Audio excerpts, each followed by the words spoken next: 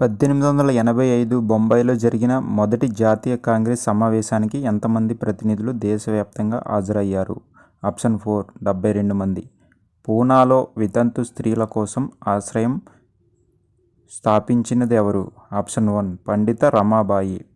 లాలా లజపత్ రాయ్ మరణానికి కారకుడైన ఆంగ్ల police? Option 4 sanders. క్రింది వానిలో 1856లో బ్రిటిష్ ప్రభుత్వంచే ఆమోదించబడిన చట్టం ఏది? ఆప్షన్ 3 ఏ మరియు డి. హిందూ వితంత పునర్వివాహ చట్టం, సామాన్య సేవా నియుక్త చట్టం. Next question. సరిహద్దు గాంధీగా పిలువబడిన వారు ఎవరు?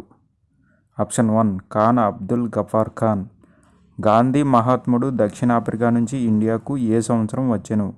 Option 3 1915లో. Thank you for watching. Please subscribe my channel. Thank you.